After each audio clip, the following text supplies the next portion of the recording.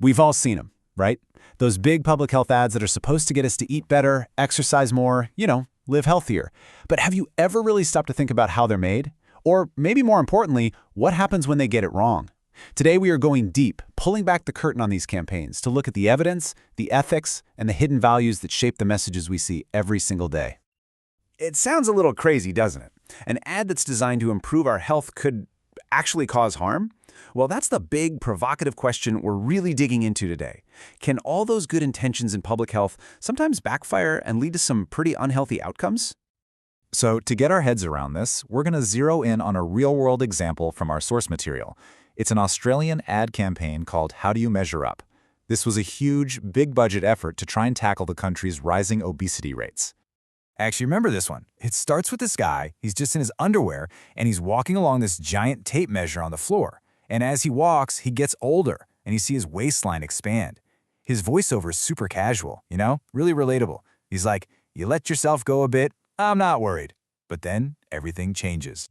And this is the emotional gut punch of the whole ad. The big moment where he realizes his weight is a problem is when he's playing tag with his little girl, and he just can't keep up. You see her huge smile just fade, and it turns into this look of genuine concern, like she's suddenly afraid for her dad. It's powerful, it's emotional, and it is absolutely designed to make you feel a sense of urgency and, let's be honest, a good dose of guilt. Okay, so the ad definitely hits you in the feels, no question about that. But does it actually work? This brings us to the first major and kind of surprising problem with campaigns like this one. The evidence that they're an effective solution is, well, it's shaky at best. This slide highlights a really critical difference. See, public health bodies are fantastic at gathering evidence of a problem. They've got tons of data showing that waistlines are increasing. But there's this huge gap when it comes to having good evidence for a solution. We just don't have that rock-solid proof that these big, flashy ad campaigns are the best way or even a good way to fix something as complicated as obesity. And this really gets to the heart of the paradox. The biggest, most ambitious plans, the ones that are trying to change the behavior of an entire country, are the very ones that are the hardest to prove actually worked. It's just so much easier to measure if a pill works on one person than if a TV ad works on millions. So part of the problem here is how public health decides what counts as good evidence. They've kind of borrowed their rulebook from clinical medicine, where the randomized controlled trial is the absolute gold standard. Now, that system is perfect for testing a drug on a patient. But for figuring out the impact of a TV ad on an entire society, not so much. And the result is that all the funding and attention tends to go to these smaller, individual things that are easy to measure, not necessarily the big, messy societal changes that might actually make the biggest difference. Okay, so let's put the evidence question aside for just a second. Let's imagine for a minute that these ads did work. There's an even bigger, thornier question we have to ask. What are the hidden ethical costs? Are we causing some serious unintended harm along the way? The first big ethical red flag is something called unreasonable coercion. Now look, not all coercion in public health is bad, right? Think about seatbelt laws. They force us to do something for our own good. But it becomes unreasonable when a campaign's main strategy is to teach people to feel bad about themselves or to whip up fear about new risks, especially if those people aren't even at high risk for a disease. And that is exactly what this campaign slogan does, especially when you pair it with that image of the worried little girl. It's a direct shot at parental guilt. The message is crystal clear. Your body isn't just your problem anymore, it's a direct threat to your family's happiness. That is a textbook case of using fear and negative self-perception to try and force a behavior change. The second major ethical cost is stigmatization. This is what happens when a campaign, whether it means to or not, helps create or reinforce a negative stereotype. It helps create what sociologists call a spoiled identity, where a person's entire character gets judged based on a single physical trait.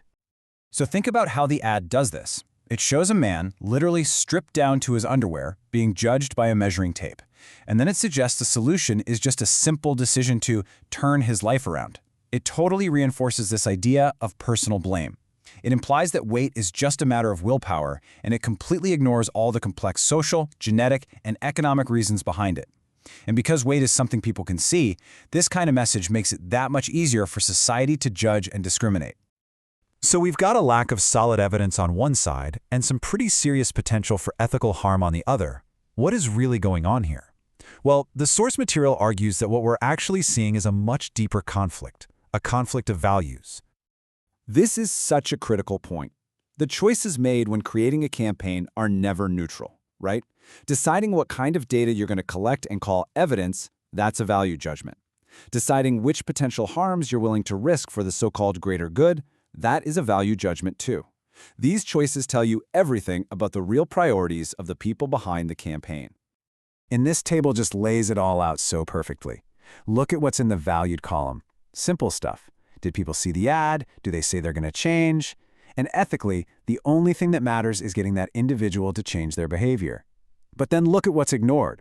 Any complex social factors, the very real harm of stigma, the need to monitor for things like body image issues, and just the basic idea of preserving human dignity. The campaign measured what was easy, not necessarily what was important. Now, after taking this whole problem apart, the source material doesn't just leave us hanging. It actually proposes a really constructive path forward, a new framework for how we can build better, more responsible health campaigns in the future. It's the key question, isn't it? If the old way of doing things is this flawed, what does the new way look like? How do we balance that need for real evidence with a strong, unwavering ethical compass? And here it is. The proposed framework has 5 core principles. First, one size does not fit all. Campaigns need to be tailored to specific situations. Second, you've got to have 2 tracks running at all times, an evidence-based one and an ethical one, and they have to talk to each other. Third, be brutally honest about what values are driving your decisions. Fourth, admit the trade-offs. If you're focusing on one thing, be open about what you're sacrificing to get there. And finally, number 5, make the whole process transparent. No more black boxes. And that leaves us with a final, really powerful question. It's a tool that you can now take with you. The next time you see one of these health ads, just pause for a second. Look past the slick production. Look at the images they use. Listen to the words they choose. And ask yourself, what evidence are they showing me? And more importantly, what are they leaving out? How is this ad trying to make me feel? And the biggest question of all, what does it truly value?